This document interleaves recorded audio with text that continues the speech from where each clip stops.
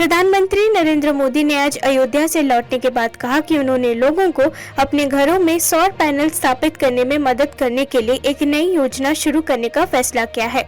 उन्होंने संकेत दिया कि ये निर्णय इस अनुभूति से प्रेरित है कि दुनिया के सभी भक्तों को सूर्यवंशी भगवान श्री राम के प्रकाश से ऊर्जा मिलती है।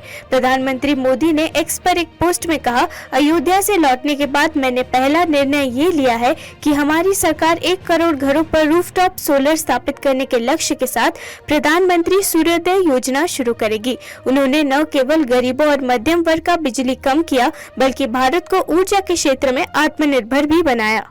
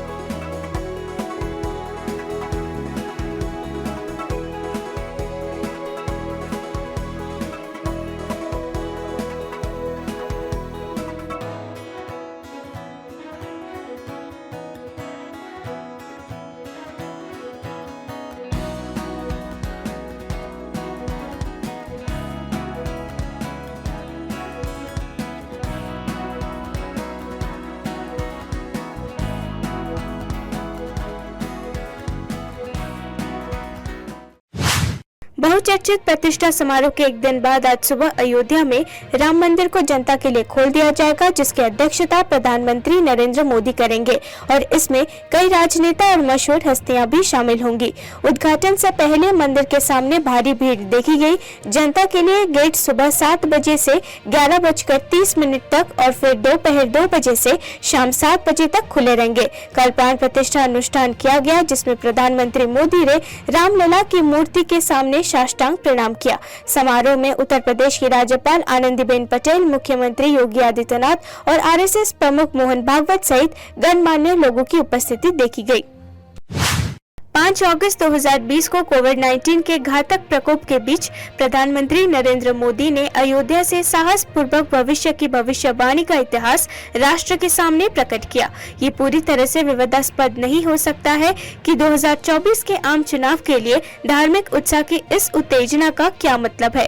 पिछले दशकों में राम जन्मभूमि आंदोलन का नेतृत्व करने से भाजपा की संख्यात्मक किस्मत स्पष्ट रूप से लाभान्वित हुई है। मोदी के तहत भावनाओं को बढ़ावा देना और इसका चुनावी अनुवाद जितना मजबूत प्रोजेक्ट बन गया है, उतना ही निर्भीक है।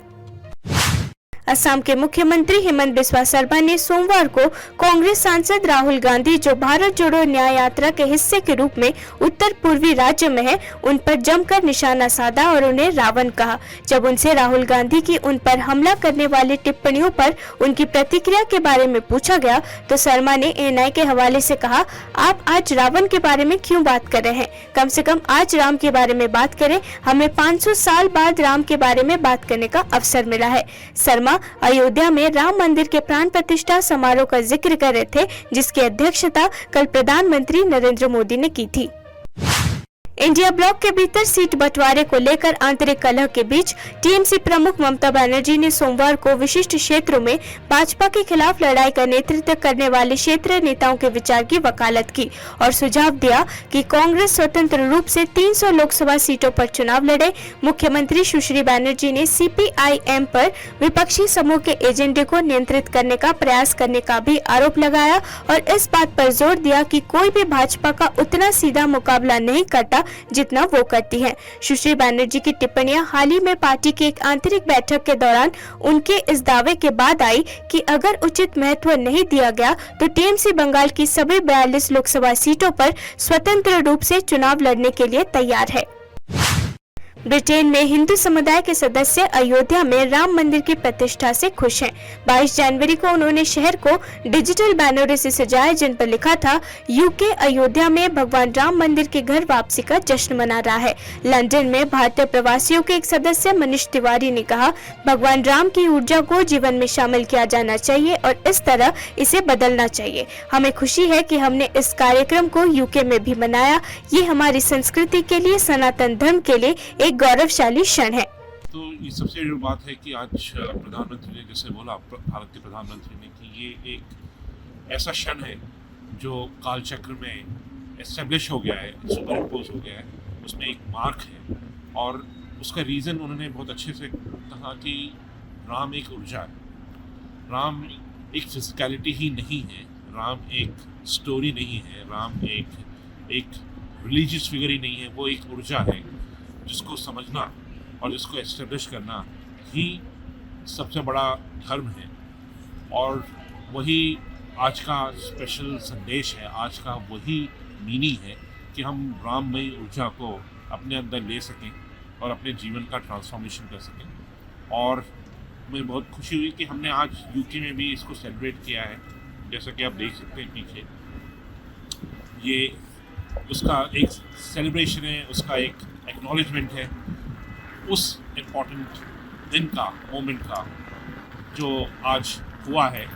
और हम चाहते हैं कि ये राममयी ऊर्जा हम अपने अंदर, इस देश में भी, यूनाइटेड किंगडम में भी, लंदन में भी अपने अंदर हम महसूस कर सकें और ज़्यादा से ज़्यादा लोगों को उसका अनुभव दे सकें। तो ये एक बहुत ही ग्लोरियस मोमेंट है फॉर आवर कल्चर, फॉर सनातन धर्म।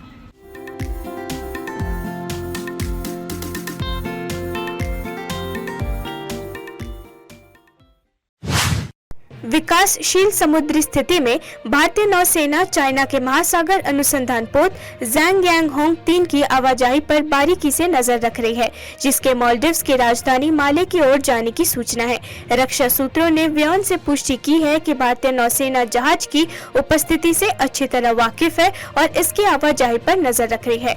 मालदीव्स में चाइना के अनुसंधान पोत की यह प्रत्याशित यात्रा चाइना के साथ संबंधों को मजबूत करने के लिए राष्ट्रपति मोहम्मद मुइज़ू के नेतृत्व वाली नए मालदीव सरकार के प्रयासों से मेल खाती है। राष्ट्रपति मुइज़ू ने हाल ही में चाइना का दौरा किया, जहां उन्होंने बीजिंग के साथ नए समझौतों पर हस्ताक्षर किए और संबंधों का विस्तार किया। 2002 के बिल्किस बानो सामूहिक दुष्कर्म मामले के सभी 11 दोषियों ने उच्चतम न्यायालय द्वारा लागू समय सीमा के अनुरूप रविवार रात गुजरात की जेल में आत्मसमर्पण कर दिया। उन्होंने पंचमहल जिले की गोधरा उप जेल में आत्मसमर्पण किया। सुप्रीम कोर्ट ने 8 जनवरी को 2022 में स्वतंत्रता दिवस पर समय से पहले रिहा किए गए दोषियों को 21 जनवरी तक जेल अधिकारियों के सामने आत्मसमर्पण करने को कहा था। शुक्रवार को अदालत ने उन्हें और समय देने से इनकार कर दिया। दोषियों ने स्वास्थ्य समस्याओं, सर्जरी, परिवार में शादी और फसल के काम जैसे कारणों का हवाला दिया था और आत्मसमर्पण करने के लिए और समय मांगा था। मुख्यमंत्री ए रेवंत रेड्डी ने सोमवार को भाजपा शासित राज्य असम में राहुल गांधी की भारत जोड़ो न्याय यात्रा पर हमले की निंदा की। दावोस, लंदन और दुबई की अपनी एक सप्ताह की यात्रा से सोमवार को हैदराबाद लौटे रेवंत ने एक्स पर पोस्ट किया, मैं भाजपा शासित असम में राहुल गांधी की भारत जोड़ो न्याय यात्रा पर सुनियोजित हमलों की कड़े निंदा करता हूँ। एक पार्टी के रूप में जिसने देश की आजादी के लिए लड़ाई लड़ी, ये आगे बढ़ने के लिए हमारे संकल्प को और मजबूत करेगा। असम में राहुल की न्याय यात्रा पर हमले के विरोध में कांग्रेस नेताओं और कार्यकर्ताओं ने मोमबत्ती रैलियां निकाली और सभी मंडलों और जिला मुख्यालयों में प्रदर्शन किया। केंद्रीय स्वास्थ्य मंत्रालय ने सोमवार को कहा कि भारत में एक दिन में 203 कोविड मामलों की वृद्धि दर्ज की गई, जबकि सक्रिय केस लोड 2034 दर्ज किया गया। सुबह 8 बजे अपडेट किए गए आंकड़ों के मुताबिक 24 घंटों में 2 मौतें हुई। केरला और महाराष्ट्र में 5 दिसंबर तक दैनिक मामलों की संख्या दोहरे अंकों में गिर गई थी, लेकिन एक नए संस्करण और ठंड की स्थिति के उभरने के बाद इसमें वृद्धि शुरू हो गई। आधिकारिक सूत्रों ने कहा कि 31 दिसंबर को एक दिन में 841 ताजा संक्रमणों की वृद्धि दर्ज की गई, जो मई 2021 में रिपोर्ट किए गए चरम मामलों का 0.2% है।